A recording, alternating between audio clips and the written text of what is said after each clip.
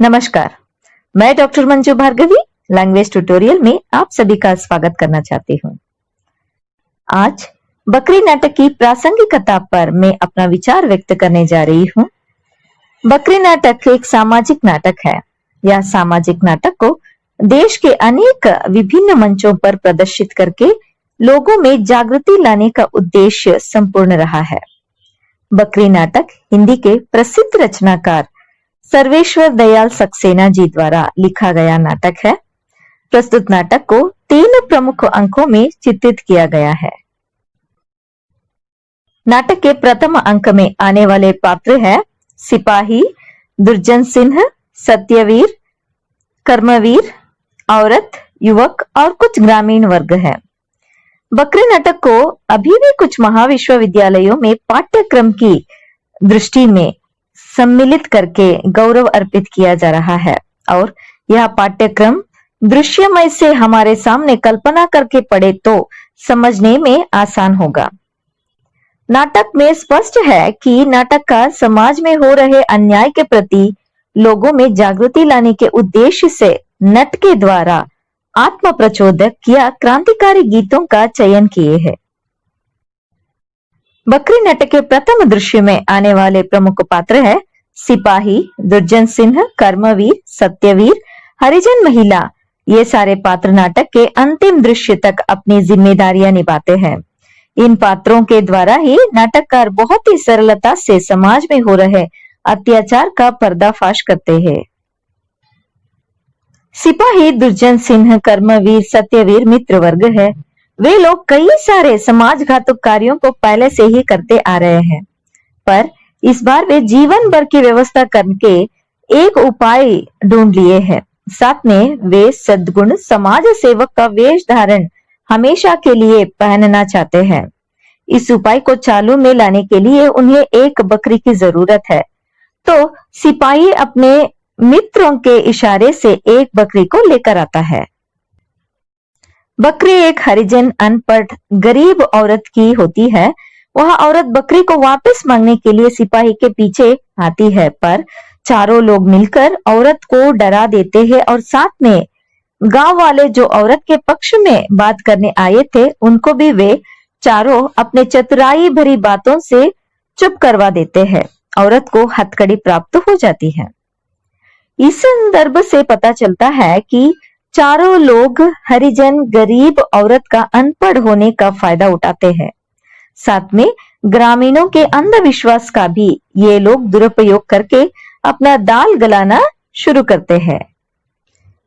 चारों दुरात्माओं का दुरुद्देश्य है राजनीति में कूदना, समाज सेवा के नाम से लोगों को लूटना, हरिजन की सामान्य बकरी को दिखाकर गांधी जी की बकरी का संतान साबित करना, बकरी का पालन पोषण के लिए एक सेवाश्रम की स्थापना करना, बकरी के नाम से समाज सेवा के लिए बकरी शांति प्रतिष्ठान, बकरी संस्थान, बकरी सेवा संघ, बकरी मंडली आदि की स्थापना और उससे धन इकट्ठा करना, घास खाने वाली बकरी के नाम से लोगों की बुद्धि, बहादुरी और विवेक पर खाली गटा फैलाना।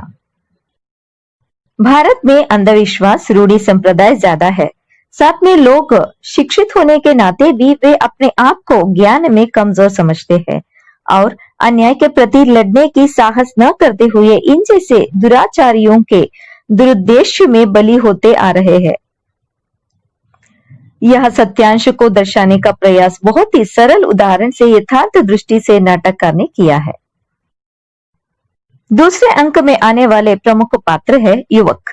3 ग्रामीण पुरुष यहाँ पर हरिजन औरत पर हुई अन्याय पर चर्चा कर रहे हैं। कोई भी उन चारों समाज घातकों के खिलाफ बोलने की हिम्मत नहीं कर रहे हैं।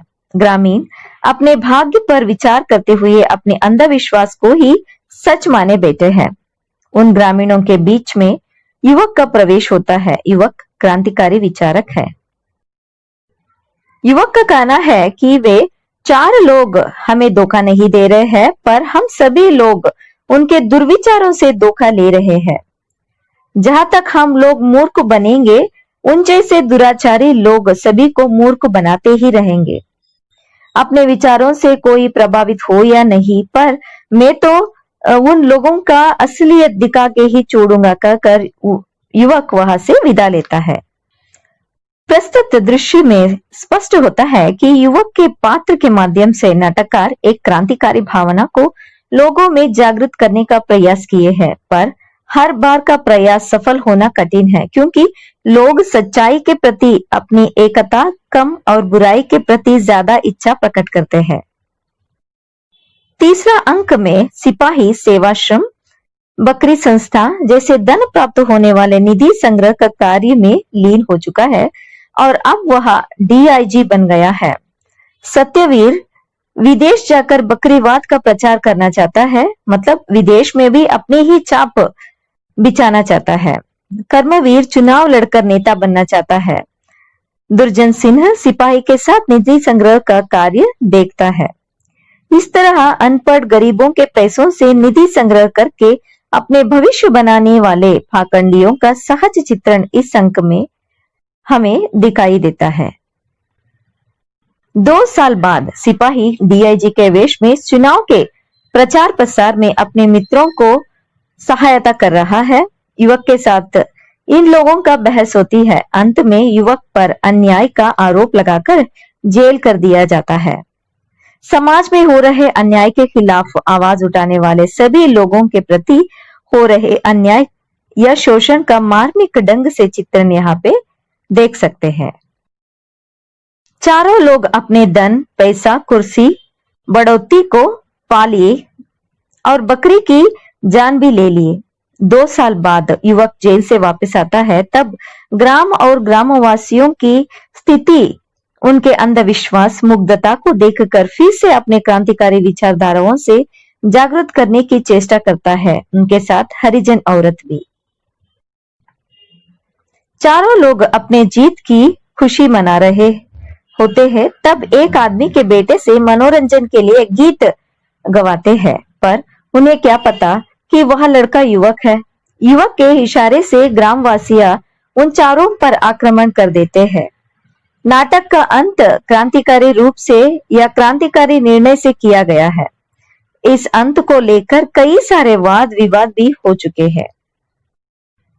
मेरी दृष्टि से बताया जाए तो क्रांतिकारी मनोभावना होनी चाहिए, पर क्रांतिकारी मनोभावना का परिणाम रक्तपात या समाज के लिए हानिकारक नहीं होना है।